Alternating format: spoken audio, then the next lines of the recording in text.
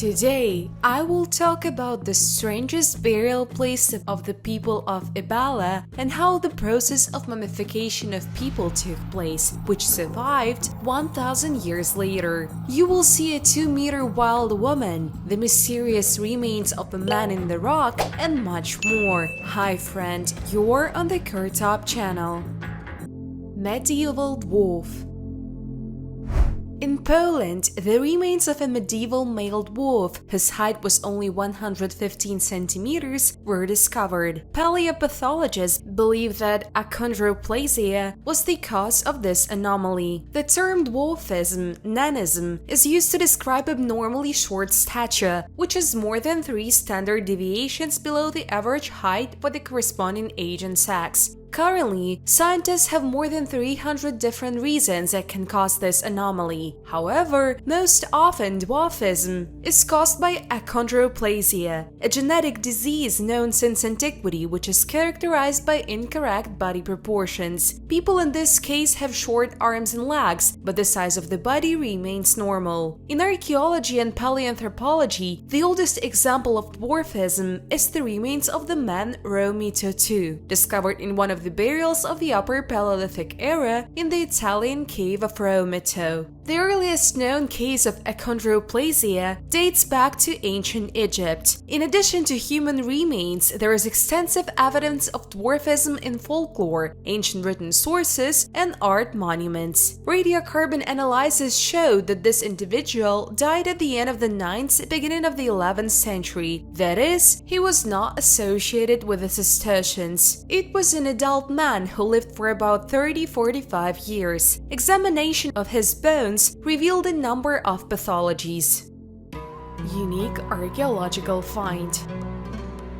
Experts discovered fragments of an old plate during archaeological research in Staromonetny Lane in Moscow, Russia. It turned out that this is a collection of French porcelain of the late 19th, early 20th century. The drawing on it is dedicated to one of the Napoleonic battles. The plate belongs to the Saraiki Mines collection series and was made in France. The stigma refers to the period 1868-1919. The plate has a blue design around the edge and a graphic image in the center. In the background are the silhouettes of pyramids and palm trees, and in the foreground, horse and foot soldiers are visible. The Battle of the Pyramids took place on July 21st, 1798 between the French and Turkish-Egyptian armies. Before the battle, the French emperor said, "Soldiers, remember that 40 centuries are looking at us from the height of these pyramids." The Battle of the Pyramids marked the end of 700 years of Mamluk rule in Egypt.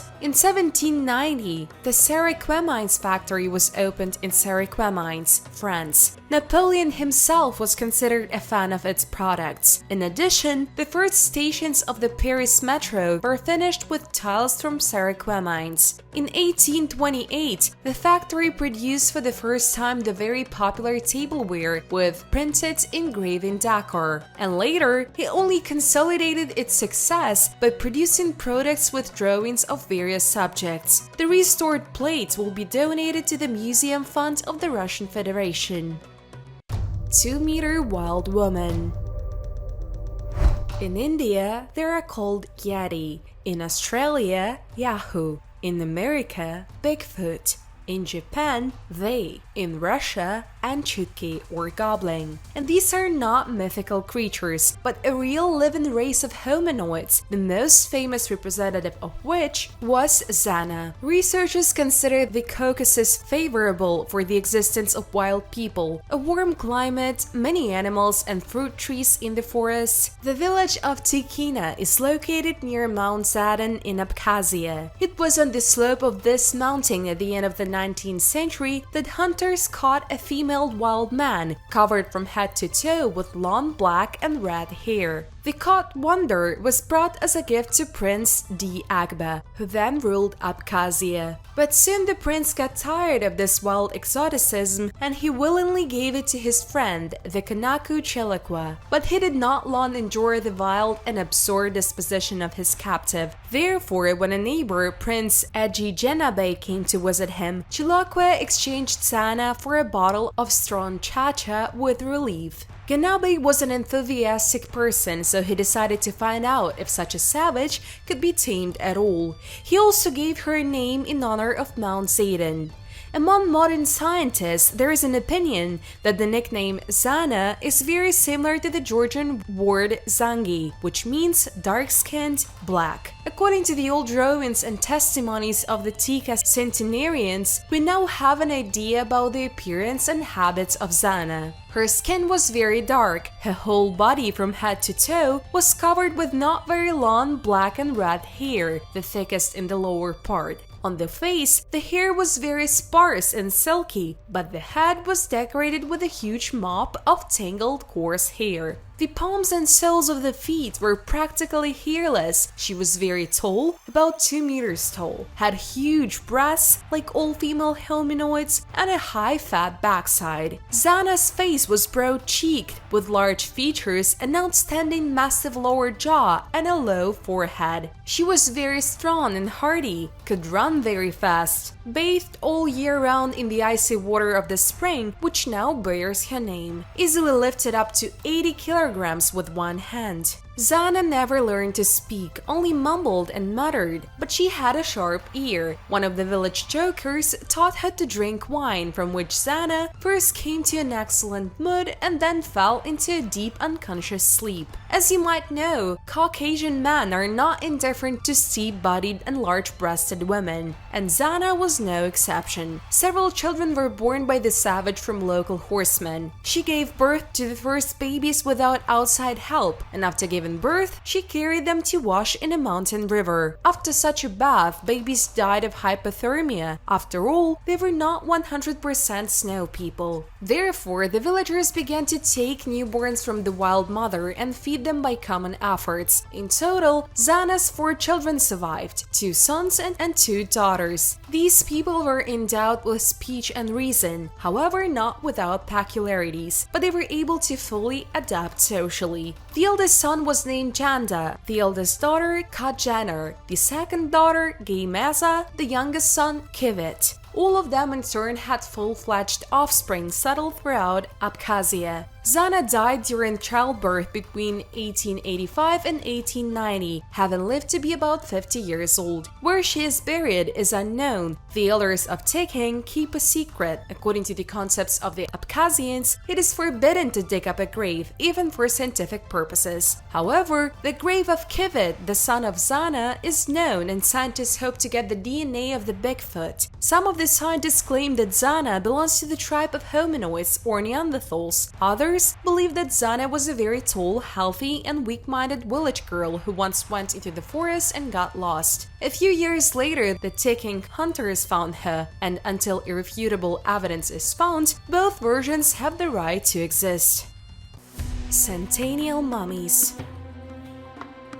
Well-preserved mummies have been put on display at the San Bernardo Mausoleum in Colombia. 12 mummies were found in the Andes, 60 kilometers southwest of the country's capital, Bogota. Experts have determined that the samples are about 100 years old. Why they are so well preserved remains a mystery, although some experts believe it is because of the local climate and altitude, which may have affected the chemical composition of the land. Arguing what else could have preserved the mummies so well, the locals put forward their theories. In the region where the remains were found, there is a lot of chayote or guatilla, fruits rich in vitamin C, which are often added to salads. According to the residents, it was thanks to the diet that many of these people enjoyed excellent health during their lifetime, and that is why their bodies are so well preserved. The first mummified bodies on display were first discovered in the 1950s, when the local cemetery was moved to another location due to flooding. In addition to well-preserved bodies, some of the samples have preserved clothing. Unfortunately, some of the bodies belong to children. Above each grave were plaques with the names of the deceased. For example, Margarita. She was a very devoted housewife and always treated everyone to corn tortillas and coffee.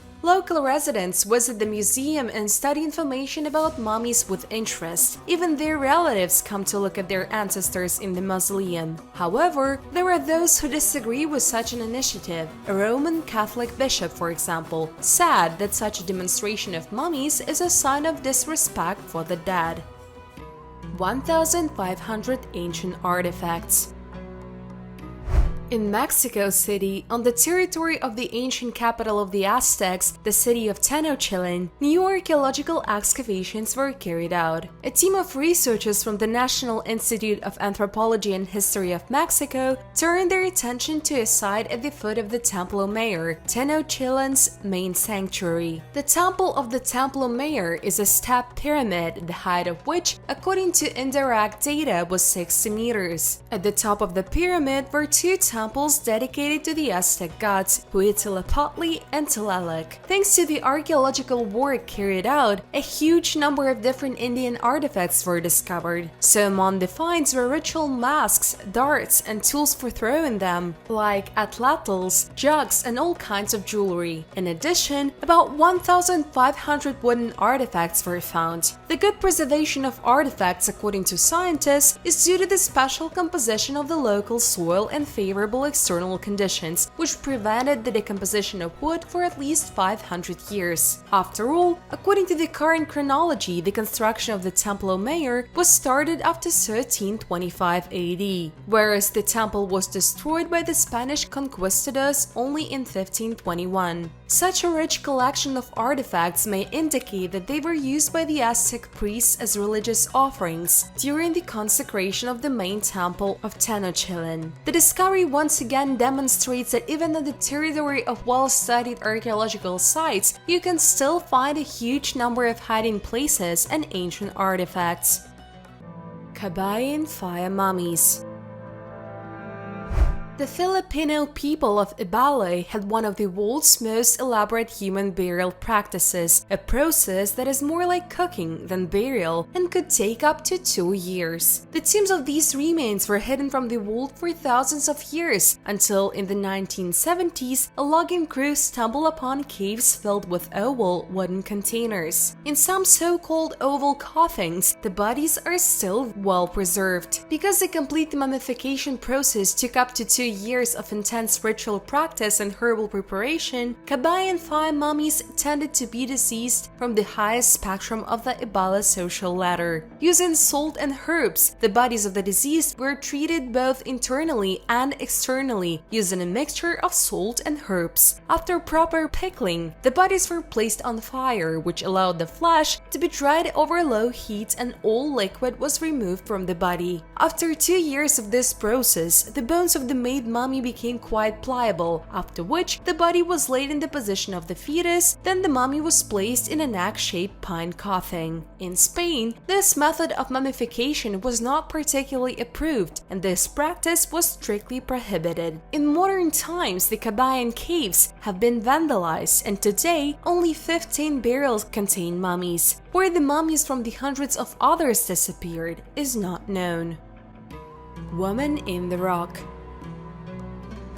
Very little is known about this archaeological find, and even British conspiracy theorists in whose homeland this artifact is still kept are almost unaware of it. Or at least it was kept before, because there has been no news about this find for many years. Moreover, there are only 2 known photographs of this find. One is black and white and was taken somewhere in the beginning of the 20th century, the other is of better quality and apparently was created in the middle or end of the 20th century. In 1810, the English fleet captured the Caribbean island of Guadeloupe, which belongs to France, and among the many local trophies captured by the British and taken to England, there was a limestone slab with the skeleton of a woman without a head and hands embedded in it. It was a completely normal skeleton of the modern type and was found in a layer of limestone 1.6 kilometers long on the northeast coast of the island. In this place, the French, before the invasion of the British, found many skeletons of ancient animals and only one human skeleton, and the modern dating of this layer gives 28 million years. That is, this layer was formed 25 million years before the appearance of man as such. The slab with the skeleton was brought to the British Museum in 1812, and the scientist Carl Koenig, who examined the skeleton 2 years later, immediately ran into dating problems, confirming it was a skeleton of the modern type, but honestly admitting that he did not know how old he was. By the end of the 19th century, the skeleton of the woman from the Guadalupe began to attract special attention of creationists, supporters of the divine theory of the origin of the world and man. According to them, an undoubtedly very ancient and yet completely modern human skeleton indicated the correctness of their beliefs and belonged to a woman who lived before the flood. However, soon the strange skeleton was removed from the museum shelf in the basement, where it should still be. Until 2006, the mention of the skeleton could even be found on the official website of the British Museum, but then it was removed. No one so far as is known, has taken up a thorough study of this skeleton and has not even made such attempts. Therefore, some conspiracy theories from time to time have thought that this skeleton is on purpose hidden from the public. Not a potato, not a microbe.